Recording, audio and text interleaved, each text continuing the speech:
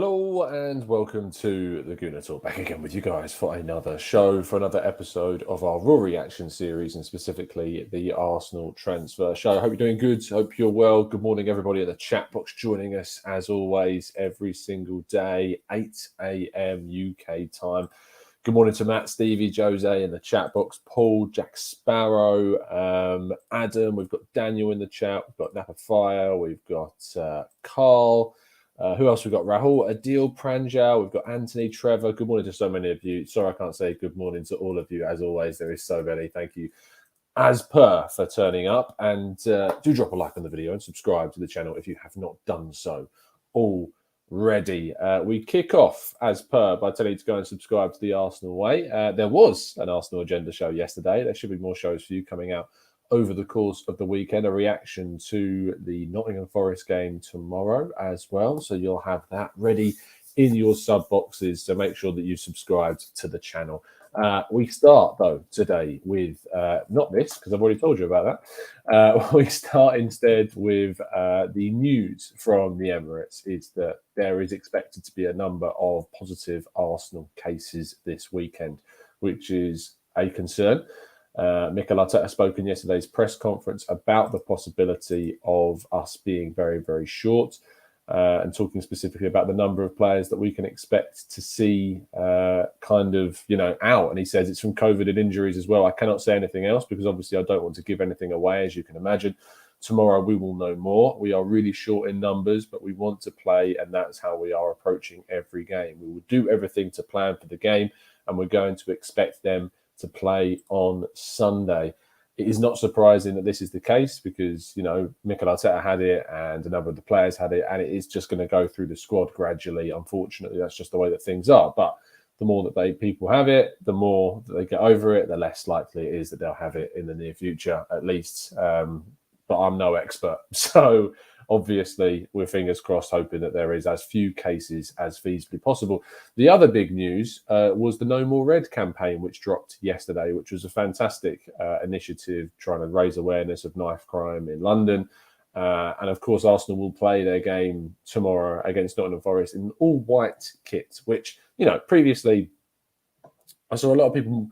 I sadly saw a lot of people still making the Spurs comparisons just because we're playing in white, which I found ridiculous. It's for a very, very good cause. And yeah, I'm looking forward to seeing us play in this kit. And I think it's a great initiative that is going out, and they're going to be giving these kits, they're not for sale. They're going to be giving these kits to people that have earned them through good work in the community. So look forward to covering that and seeing that in tomorrow's game.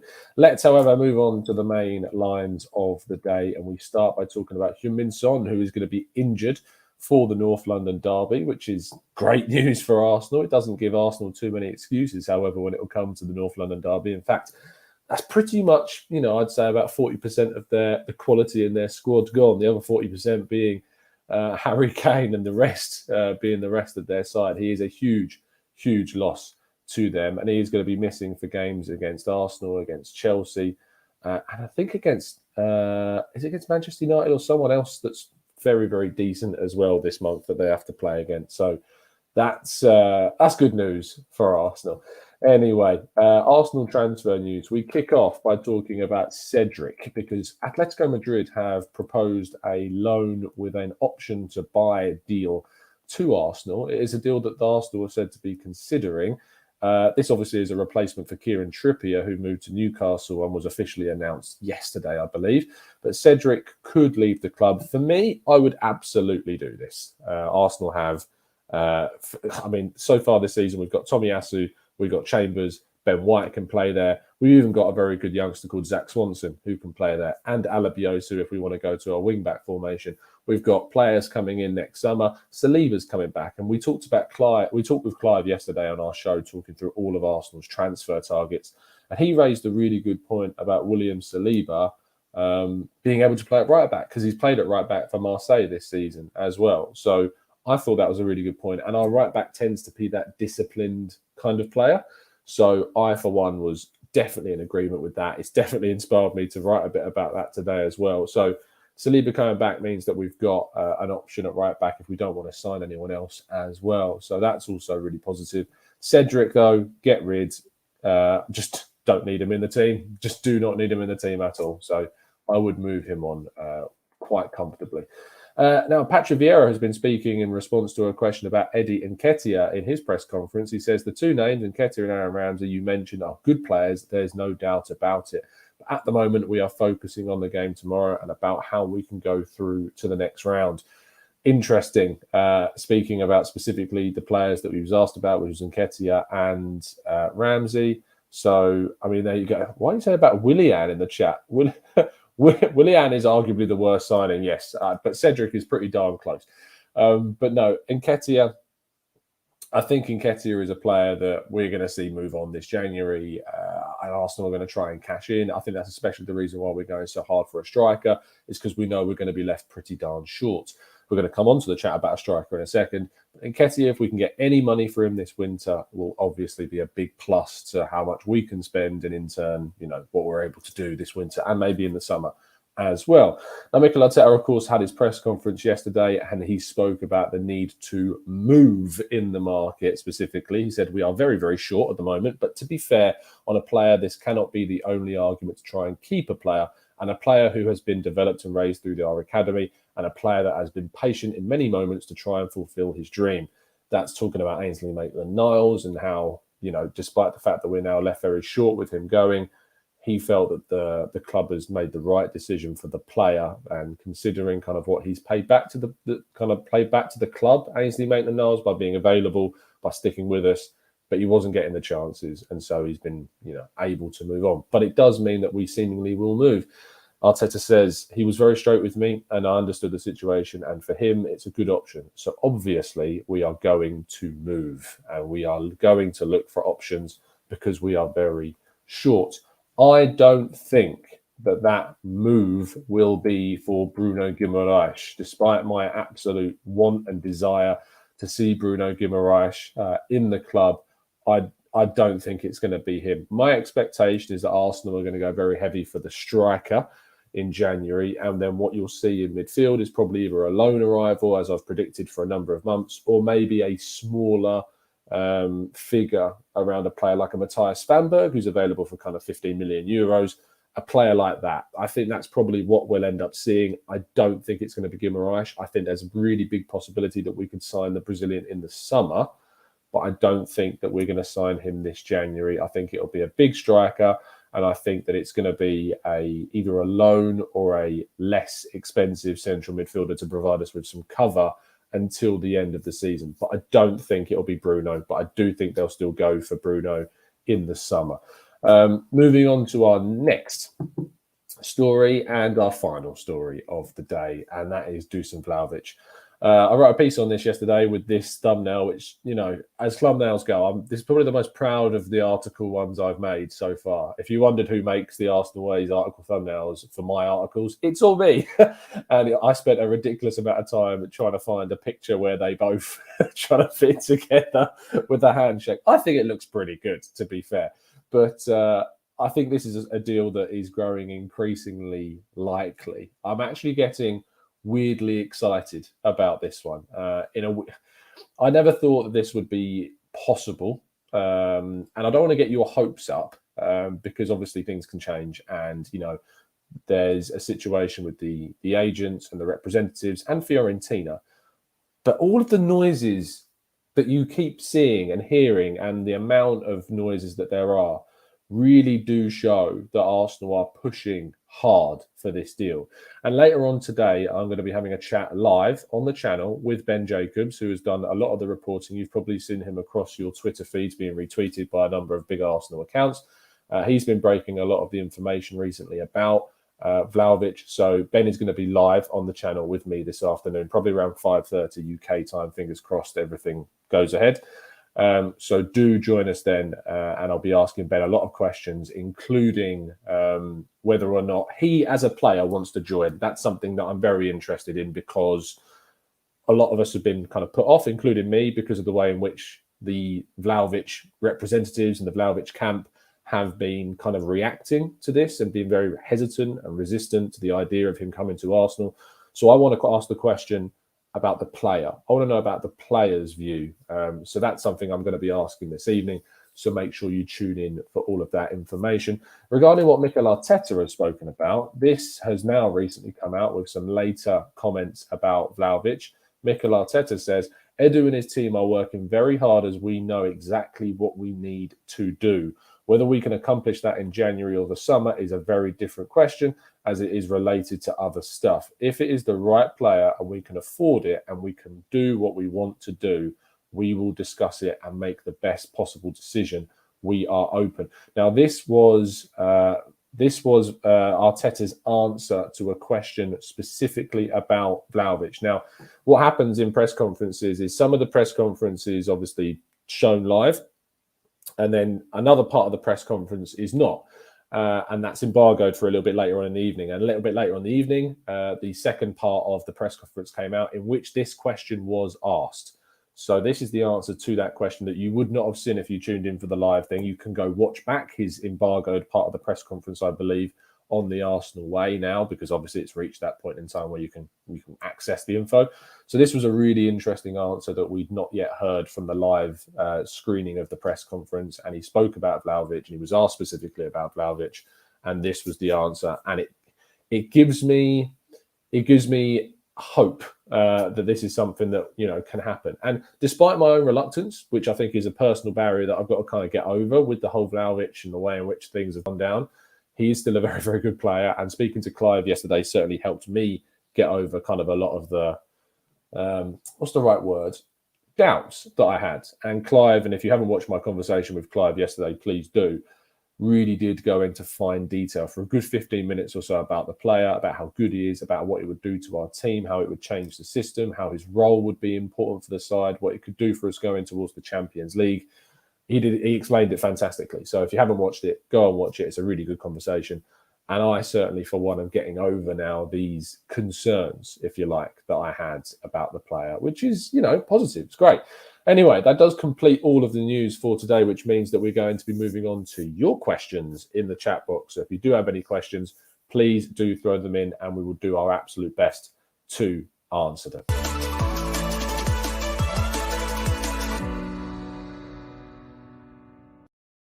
Okay, BroPro says, when is the next game, Tom? I'm deprived of the Arteta ball. You don't have to wait long, mate, because the next game is tomorrow. Arsenal will be playing Nottingham Forest.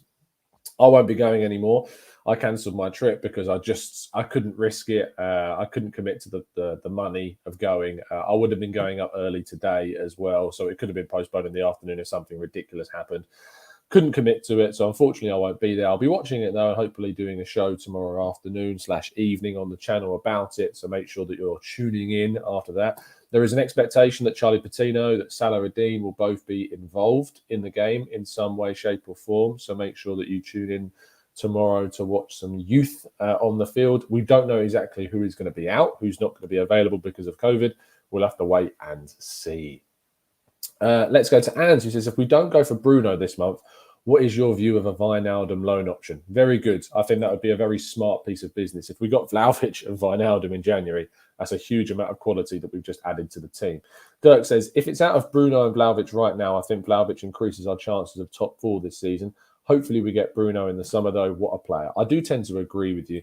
Vishal says, loved your talk with Clive yesterday. In theory, Tottenham could still go for Vlahovic in the summer if Kane goes to United. What are your thoughts? They absolutely could. So it's another reason why Arsenal need to go out and get this deal done if they can, because it would stop some of our rivals from getting him. Matt G says, if Aubameyang never played for us again, what grade would you give his Arsenal career? Probably a 7. I think a 7. I don't think I can really complain about a lot of the goals that he scored. Obviously, he did well winning us the FA Cup. The end of his time at Arsenal's been pretty poor, and he never got us into the top four again. So it's between a 6 and a 7, to be honest, for Aubameyang's career.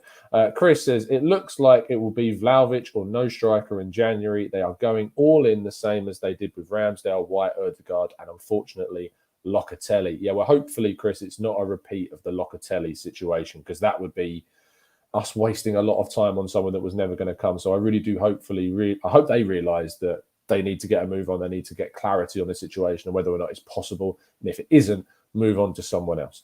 Saram says, opinions on Frankie de Jong being on the transfer list. Also Martial. Look, Frankie de Jong's a brilliant player. Martial, I have a lot of doubts about. But Frankie de Jong, if you said we were signing him, I'd be very, very happy with that.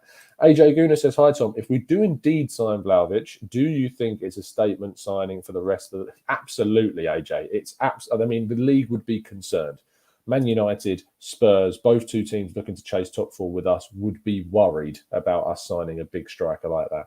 Amandeep says, probably in the minority, but do you think Vlahovic is the right striker for us, considering our best football has come with a deep dropping striker?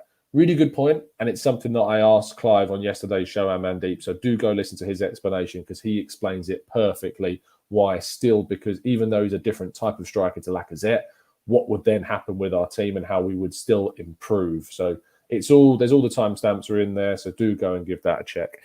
Adnan says, hey, Tom, Arsenal would need one goalkeeper, two strikers, two centre midfielders, one right back and one left centre back now or in the summer. After all, outs and loans, as to even register a squad, as after departures, we are short-handed in the squads. It's something I plan on doing, is kind of at the start of the summer window, seeing where the squad is, doing a video on the outs and possible ins and what we need. But I do agree, that's right now probably the players and positions that we're looking for and what we're trying to sign. Do remember that Saliba can also play left centre-back, so there's that option as well. Reese says, if you had to give a rating on how likely Vlahovic to Arsenal is, I'd give it a 6 right now. I was at about a 3 or a 4. So that kind of tells you where I'm at now. It's a decent step up. Some people might say a lot more than that. I'd say a 6. 60% chance. I'm more optimistic than I am pessimistic now about a deal, which is positive if you want to answer. But that doesn't mean anything. That's just my feeling. Edwin says, Tom, in all honesty, can you actually see us spending that amount of money? Yes, I can. I absolutely can. And also, would he be up to the pace of the Premier League? There's only one way to find out. You can ask that about any player. Would they be up to the pace of the Premier League? You only know when they join. They're going to need some time to kind of embed themselves in the team. And do you know what? Signing him now gives him that 6 months. It may not be a time that gets us to the Champions League, which sucks. But to be honest, all of us were kind of hoping that the top 6 was the minimum expectation for most people, I feel. And then next season, you've got a Vlahovic that could really push us forward. So we'll have to wait and see. But I do think we can spend crazy money. I absolutely do think we have the capacity to. Naresh says, hi, Tom. Joining live after November from India. Will we sign Vlahovic in January? GG on loan would be a great move. What are your comments? Right back options for coverage. We need to finish in the top 4. I think we can sign Vlahovic, yes. I think GG on loan would be, or Gini Wijnaldum on loan would be a really good move. And right back options, I think we're fine, even if we were to get rid of Cedric. I think we've got enough cover. But obviously, things can change very quickly. But I think we have enough cover that we don't need to panic if we get rid of Cedric. Tired Gunnosaurus says, do you think it was COVID, Arteta's system or contract that has caused Aubameyang's form to dip? It's a good question. The answer as to why. I don't think it's Arteta's system. I don't think it was illness. I just think he's out of form. I don't know. I can't say for a fact it was the contract, but we've now had 2 players sign mega deals that have both now really kind of dipped in form. So I can't tell you that categorically it was that. I just think naturally he's 32 now and his form is dropping. So there you go. Noeke says, Juve has been linked with Scamacca. It means that the threat of him preferring Juve is gone. I don't think it's gone. Juve are being linked with him, because Juve at the moment are in a very difficult situation for their European hopes. I mean, I haven't checked the Serie A table in a while, but I still don't think it's going amazingly well. Juventus are currently 5th. To be fair, they're only 3 points off 4th, but Atalanta do have a game in hand. There is a chance that they finish outside of that top 4. The problem is that Vlahovic's Fiorentina sits 6th, a game in hand behind Juventus. And just 6 points off the top 4. Fiorentina getting back into Europe is huge for them. And losing Vlahovic in this month would be really, really damaging for their hopes of getting back into European football. And Vlahovic himself wants to help them get back into Europe. So that is a bit of a barrier. But if the deal is good enough, Arsenal hopefully can get something done. Dave Lincoln says, if money wasn't an option, do you think Declan Rice would be the ideal midfielder for us? I think if it wasn't an option, Declan Rice would be a good signing. I still have my own doubts about him and whether or not he would be able to translate his good play from West Ham to another team. And actually, I saw a really good point made by a colleague of mine. I think Dom Fowler, who's one of our Man City writers, made this point, is that actually Declan Rice's all-round game has improved a lot, but actually that's made him less specialised as kind of a deep defensive midfielder. So I'm not sure if he actually would be the right player for Arsenal because his kind of play has changed. Alfred says, could Vlahovic flop like Pepe? Should we wait till the summer for an Ollie Watkins or a Calvert-Lewin? Any player can flop, Alfred's. It's not a reason why you don't buy someone because of the potential for them to flop, because any deal is a risk. Any deal whatsoever. Let's scroll down to the bottom of the chat box. I feel like I'm missing some stuff. Chetpert says, why all the talk about Bruno? Hasn't he dropped of late? No, I don't know why you would think that. Leon have dropped. Bruno hasn't dropped. So no. Dan says, Tom, do you think this is the Josh era now, taking the reins from Stan? I don't remember this sort of enthusiasm in transfer windows in recent history. I'm not sure if it's Josh. I'm not sure if it's that. I'm not sure what it is. There is the theory that obviously Arsenal are now fully owned by the Kroenkes, so they have more control, that we could do stuff now that they couldn't do when they weren't full owners of the club. I also think that Arteta and Edu are very, very ambitious with what they want to do with this team, and that they are looking to sign players where possible and take this team to the next level. So, for everyone that wanted Edu gone, I still can't believe that was the case, because he is a very ambitious technical director, and he and Arteta are wanting to really change things about the team. Tarun, thank you so much for the donation, mate. I look at our squad and see a squad of 13 to 15 players considering outgoings in the summer. Our summer strategy has to be about depth, except at left back and centre back. You're absolutely spot on. If we can sign a transformative figure in January like a Vlahovic, it would take all the pressure off the summer window, where the summer could then be focused on adding those depth positions. So your right back, possibly a centre back, maybe a midfielder, depending on the midfielder that we sign in January. The midfielder would probably be the marquee signing of the summer, be it a Guimaraes or someone like that. And Clive brought up a really good point on the show yesterday, amongst many, many good points, that actually a wide player, a wide forward that has the capacity to play striker if we needed them to, would actually be a smarter option and give you better depth for Saka, and then you can move on Pepe and go for someone else. JDB says, watch your show daily, Tom, from PT. I don't know what PT is. You'll have to tell me. I don't know. PT, I'm assuming, is an emoji that doesn't come up on my screen. And I love your positive standpoints towards the club and so on, but it just boggles me a bit how you react to Cedric and Renato, who aren't as bad as you think. People have opinions, JDB. People just kind of watch football in different ways. So I'm just not a fan of Renato Sanchez, not because of his ability. I don't think he's a bad player. I don't think I've ever said he's a bad player. I just don't trust his injuries. His injury record is far, far, far too bad. Maybe PT's Portugal. Actually, that might make sense. Cedric, though, I'm just not a fan. It's not to do with the fact they're Portuguese. Arsenal have had Portuguese players in the past, and, it's nothing to do with the nationality, because that would be very xenophobic, of which I certainly am not. But Renato, it's with his injuries, and Cedric, I just don't think he's good enough, to be honest. So that's the reason for that. Apologies that you think it was because if it was to do with that, because it certainly wasn't. Portugal. Thank you guys in the chat box. Clearly was Portugal. That's the reason. Adil says, why do you think there is a dip in popularity of Serie A teams with Premier League clubs? Serie A teams, I mean, it's not a dip. I don't think it's because there's a dip. I think there's players in Italy, Italian players in particular, like German players as well, don't tend to leave their home leagues. It's not a regular thing. If you think about the number of Italian players in English football, it's not a lot. You think about the number of Italian players in European football outside of Italy, it's not a lot. It's very rare. It's quite similar to German footballers, and it's quite similar to English footballers, although the English football side of things is changing a lot. But you don't tend to see it as much. And I don't know why. I don't know why. I can't put a reason to it. It's just those players don't typically tend to leave their home nation, because I think there's kind of always those, I suppose there's an ambition to play for the Juves, the Milans, the Inters, your Bayern Munichs, the Dortmunds of this world. I think maybe there's an ambition for those home players to play for the biggest clubs in their home nation. So that's possibly a big part of it. Jay says, what do you think of Adam Hložek as a wide option for the summer? I haven't checked in on Adam Hložek in quite a while. I know he plays with Sparta, and we did a tactical breakdown on him a while ago. Winger, young, 19 years of age, £17 million on Transfermarkt shows you how highly rated he is.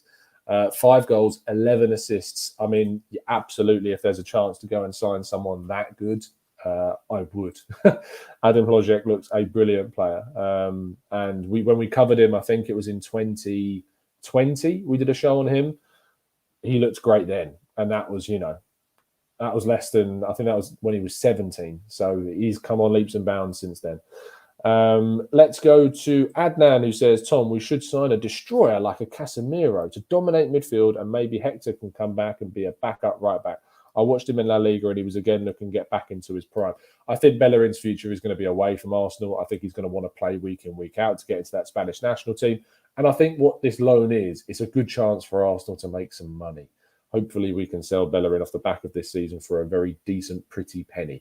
That would be quite nice. I agree with you about the destroyer midfield, but I think that a Bruno Guimaraes is exactly that type of midfielder. Really solid, good tackler, good passer, very combative, very commanding. I think that's what he is. I see a lot of people talking about Xhaka and Vlahovic in the changing room. I find it very frustrating when people generalise nationalities. Just because 2 people are from 2 different nations doesn't mean we have to bring politics into it. I think that it's a really lazy criticism. It's a really lazy generalization, and it's a very lazy way of looking at a person.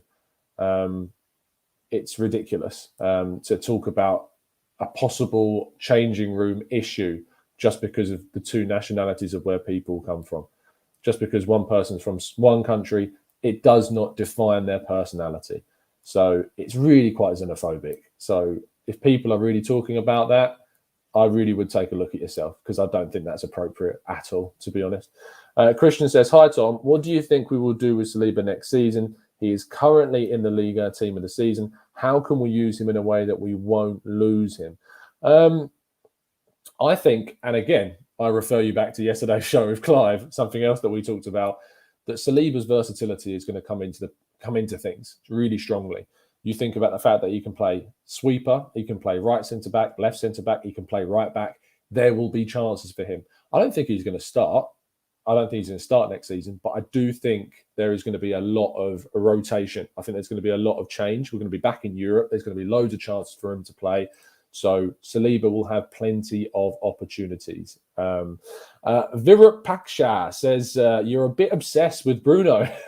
I just like him. If we don't sign him, I'm fine with it. I think there's a lot of other centre midfielders like Svanberg out there that would make a lot of sense. So there you go. Let's go to Rain or Ray NY2. Maybe he's from New York. If we get if we don't get Vlahovic, who do you think we will get instead? I don't think we'll sign a striker in January if it's not Vlahovic. I just don't think the options are there in January besides him. So I would look to an Isaac, a Jonathan David, a Calvert-Lewin, any one of those 3. I do think that those ones are the ones to look at. Mini Boss says, thoughts on Guendouzi outperforming Bruno in League One? Is he? Is he outperforming Bruno in League One? Shall we have a quick check? I'm going to look pretty silly if he is. I know he's having a brilliant season. We can have a quick check if he's outperforming Bruno. Guendouzi. Let's go into FBref player comparison. Guimaraes this season, 2021, 2022. Compare players. Let's have a look. Passing. Passing completion, Guimaraes 87.7%, Guendouzi 88.4%. He's beaten him by 0.7. Pass progression distance, 4,700. In fact, we need to toggle this per 90. Bruno Guimaraes has a better progression passing statistic. Pass completion in the medium term, which is a pass. Come on, show me the definition. It's not showing me. Passes between 15 and 30 yards. Guendouzi 91%, Guimaraes 90.5%, a 0.5 difference in favour of Guendouzi. Defensive actions, tackles, number of tackles, Guimaraes 48, Guendouzi 23 per game. Defensive third, Guimaraes 17, Guendouzi 3. Middle third, 27 for Guimaraes, Guendouzi 15. Pressures, number of pressures, 343 for Guimaraes, 214 for Guendouzi. It's pretty close, to be fair, between all of them. So miscellaneous stats, performance. Is there a dribbling statistic? Because I know Guendouzi's been fantastic on the ball this season. I'm trying to find a dribbling stat, but I can't see one. Sorry. But I think it looks pretty close, to be fair, in regards to defensive actions, pressures, and passing. It's pretty darn close between the two. So there you go. Kevin says, thoughts on Saliba, Maitland-Niles could be a similar pattern of progression in their careers. I think that there will be a difference between them. I think Saliba's got a lot more chance of playing for Arsenal than Maitland-Niles ever did. Maggie says, Tom, would you really be fine if we don't sign Bruno? Yeah, I think about Szoboszlai. I'm fine about the fact that we didn't sign Szoboszlai. I'm fine. Loved him. Have him on the back of a Red Bull Salzburg shirt. I don't have Guimaraes on the back of a Lyon shirt. I will be fine. I will get over it. We will sign someone else that I'm sure I will like just as much. John says, Tom, do you think if Bruno is available during the Bruno window for a potential Bruno signing? Did I write that or did Aura says, I have no doubts about Guendouzi's ability. His attitude lets him down. Yeah, look, that's the thing about Guendouzi. He was never going to work in Arteta's system because his attitude stunk. His attitude was absolutely wrong. And if you look at the team now, you look at the players that we've got, it is a united squad. It's a squad where if you don't buck your ideas up, you're gone. Like Ozil, Mustafi, Socrates. I don't think Socrates can be peddled in that group, to be honest. I think he was just out of form, out of quality. I just don't think he was part of it. But Ozil, Mustafi, Guendouzi, Aubameyang now, all gone. So, or going in the case of Aubameyang. So it wasn't part of that whatsoever. Wilson says, do you think this is a huge opportunity for Arsenal to capitalise on the top four? Look, Wilson, if we don't sign anyone in January, that is of a huge, huge criticism to the club if we sign no one. We absolutely have to take control of this situation. We absolutely have to take ownership of this situation. Hurtlocker says, Tom, what do you feel is needed to consolidate top four? I think a striker and a centre midfielder. They're the two positions that we would need to give us kind of an unconditional offer, as close to that as you like, to try and get us into the top four. Why am I so obsessed with Szoboszlai? Because he's great, Wilson. Because he's just great. He's a fantastic footballer. That's why. It's not because I interviewed him at all. Steve says, Youssef Enesri of Sevilla of Arsenal are still being linked. Do you see him coming to the club? Enesri is on my list. He's slipped down my list of late. He's still on the list. I like him a lot, but I do think that there are strikers better than him to get there. But I like him still a lot. But yeah. Dave says, thank you again, Tom, for your podcast. I'm at home with COVID, and this is the perfect medicine. I hope you get it soon. I hope you get well soon, mate. Lots of fluids, stay hydrated, eat as much as you can. Don't do anything, rest up and recover. I know that you probably don't need to be told that, but, just stay as well as you can, mate, and get well soon. Vishal says, would you take James Ward-Prowse at Arsenal? Thoughts on Tchouaméni? I'm not sure I would anymore, I feel like Arsenal need to be aiming a bit higher than James Ward-Prowse. Tchouaméni is one of those players I think you're aiming a bit higher for. So, yeah, absolutely. Asmar says, Tom, do you think it's wise for Arsenal to revisit Szoboszlai and look for Noah Lang in the summer, especially if they manage top four? Without a doubt, I would absolutely be revisiting Szoboszlai as the earliest opportunity. Ade says, hi, Tom, if we got Guimaraes, who do you think would be the best to partner him with? Partey. Guimaraes can play as a single pivot. I'd move Partey slightly further ahead of him and unleash what he's capable of doing further up the field. You can pair him with Lokonga if you want him to and give Lokonga more of that license. Either of those two would be fine. He replaces Xhaka for me. He's the Xhaka replacement. Dirk says, would you take Calvin Phillips over Bruno? Not over Bruno, but I would take him, but I prefer Bruno over Calvin Phillips. Trevor says, Tom, this is not a football question, but do you know what happened to a Brian McDermott since he lost contact? I don't know. He's a friend I've lost contact with, Trevor. No, I honestly don't. I don't know what's happened with Brian McDermott. I know obviously after the club made their redundancies, he was one of the unfortunate victims of that. But I've heard nothing since then. Hope he's okay. But no, I've heard nothing, I'm afraid, mate, about Brian McDermott whatsoever. Keep trying to get in contact, Trevor, as best you can. Neil says, John McGinn is a long-term contract, or is he an option? I don't think he's an option because he has a long-term contract with them. So with Aston Villa, he signed one, last year? So I don't think he's an option for Arsenal. Abdul says, Tom, if we get Vlahovic, does your opinion on KSE change? I think where I've sat on KSE is that I never thought they were going to leave. I never thought they were going to go. And so I really just haven't thought about KSE at all. I feel like Josh has got good intentions, but it's always got to be trying to, if we act on things. And to be honest, it's not about who we sign. It's about where we end up. It's about where we finish. It's about what we can do. If we can get back to the top four, if we can start challenging again, then there's a reason to be fine and not protest the owners. But I'm sorry, they made an awful, awful decision at the start of 2021 with the Super League. And that was a really near unforgivable error on their part. So it's not about signings. It's about decisions. It's about where the club's going. It's about what we're doing.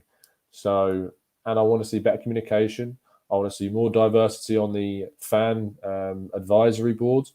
I want to see better decisions made across the club. It's not about whether or not they sign up one player. It's about consistency of decisions. It's about the placement of the club in the context of all of our rivals and getting back to where we want to be. So that's what it is. We're going to wrap things up there. Sorry, I can't go through all your questions, guys. There's so many, as always. There's over 700 of you watching. Please do drop a like on the video if you haven't done so already, and subscribe to the channel too. I'll be back this afternoon with a exclusive show with Ben Jacobs, talking all about Vlahovic and talking about what's going on with the deal, whether or not he actually would be open to a move to the club, with the man that's been breaking plenty of the stories regarding the Serbian striker. So that'll be about 5:30 p.m. UK time live. So you'll be able to ask Ben some questions. And I'm looking forward to bringing you that. So do tune in, turn those notifications on. And I'll see you again very, very soon. And as always, up the Arsenal.